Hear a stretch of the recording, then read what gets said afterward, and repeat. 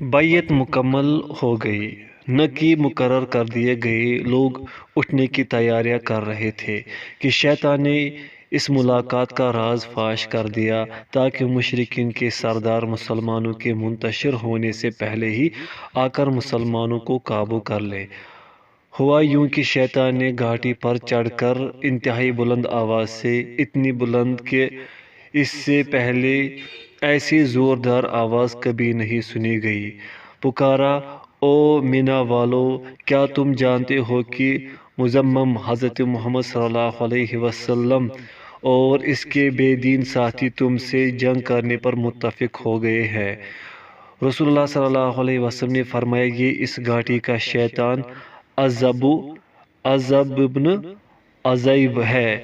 او اللہ کے دشمن، اچھی طرح سن لے، اللہ کی قسم میں تیرے لیے فارغ ہو رہا ہوں۔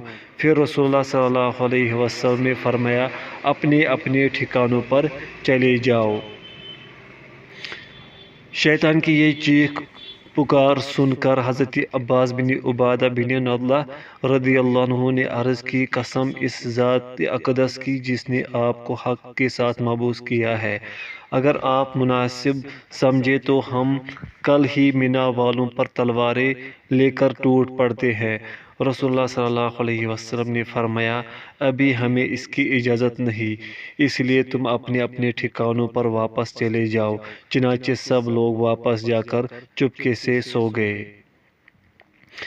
حضرت کعب بن مالک رضی اللہ عنہ بتاتے ہیں، صبح ہوئی تو بڑے بڑے قریشی ہمارے خیموں میں آ دمکے اور کہنے لگے، او خزرجیو، ہمیں معلوم ہوا ہے کہ تم ہمارے اس نبی کے پاس آئے ہو، تم اسے ہمارے یہاں سے نکال کر اپنے ہاں لے جانا چاہتے ہو اور تم نے اس کے ہاتھ پر ہم سے جنگ کرنے کی بیعت کی ہے۔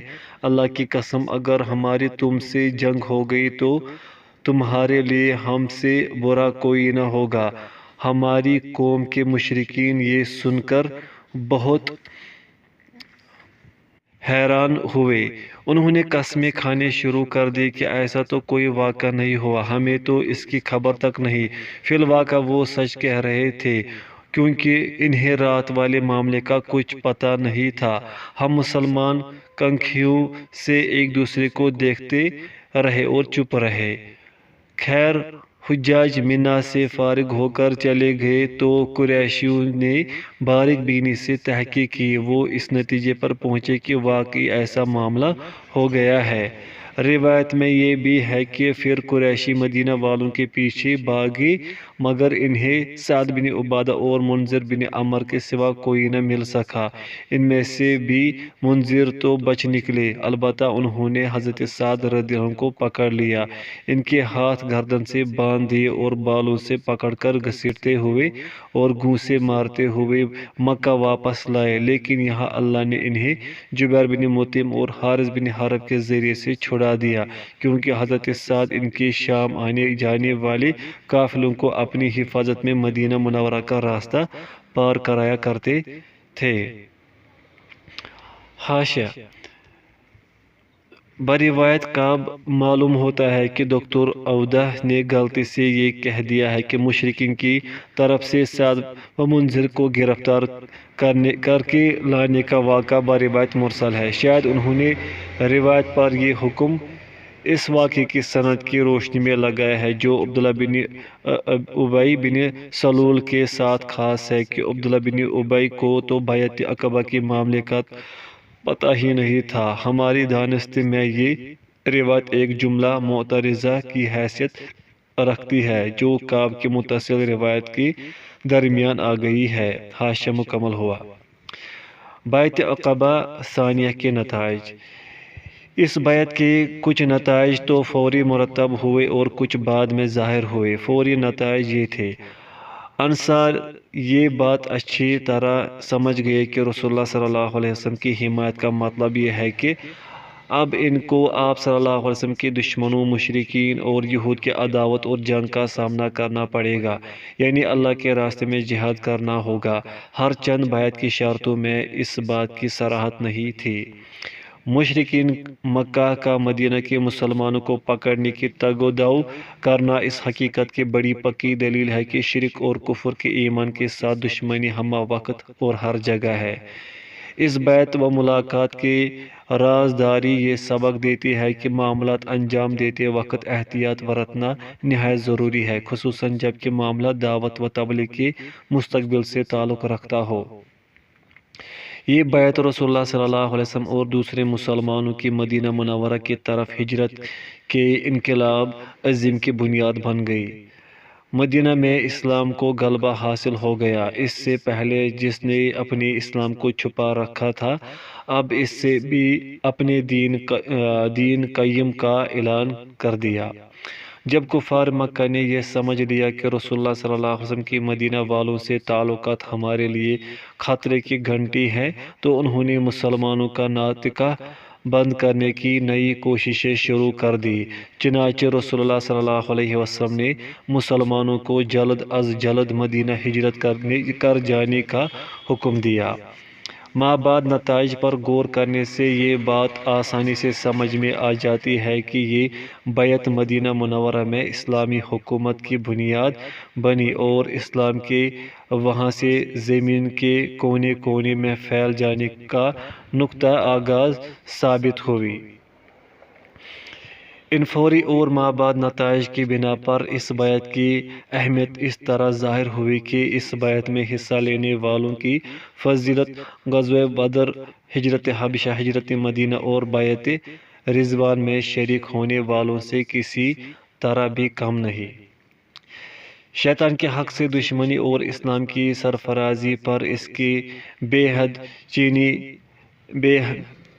کی بے چینی ابتدا ہی سے بالکل عیاں ہے، اس لیے وہ اسلام کے دشمنوں کو رسول اللہ صلی اللہ علیہ وسلم اور مدینہ منورہ کے مسلمانوں کے خلاف ہمیشہ بھڑکاتا رہا۔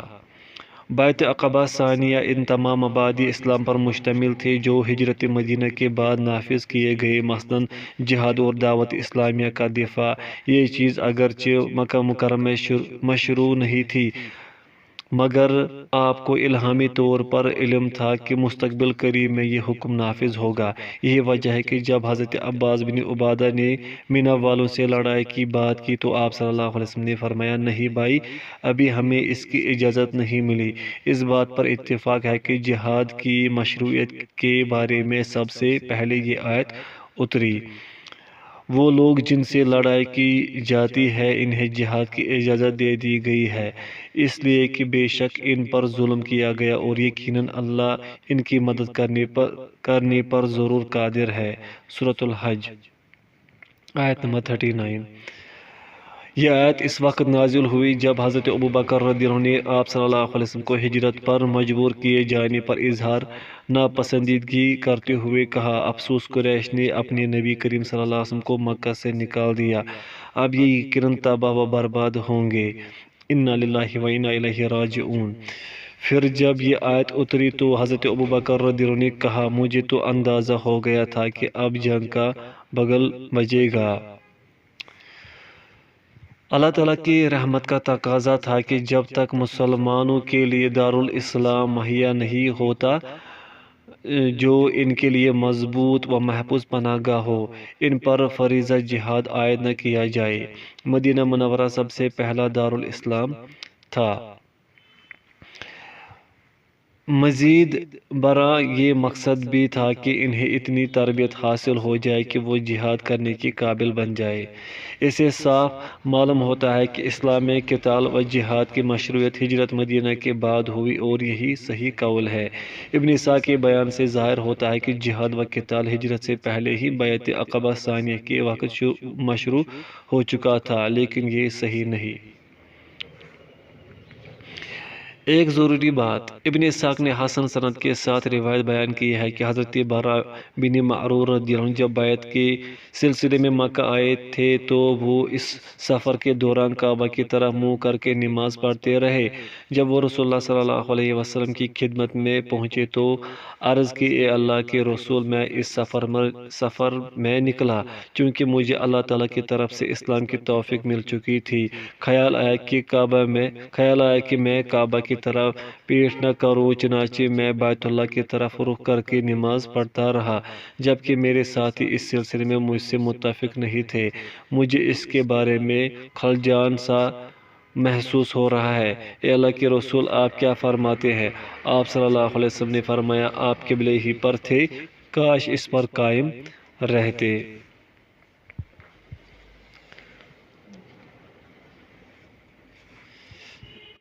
اس پر حضرت برا رضی اللہ عنہ نے رسول اللہ صلی اللہ علیہ وسلم والا قبلہ ہی اختیار کر لیا اور شام بیت المقدس کی طرف رخ کر کے نماز پڑھنے لگے۔ اس لحاظ سے حضرت برا رضی اللہ عنہ وہ پہلے صحابی ہیں جنہوں نے اسلام میں سب سے پہلے کعبہ مشرفہ کی طرف رخ کر کے نماز پڑھی۔ حاشا، ابو شہبہ کا کہنا ہے کہ یہ ابن اسحاق کی غلطیوں میں سے ایک ہے۔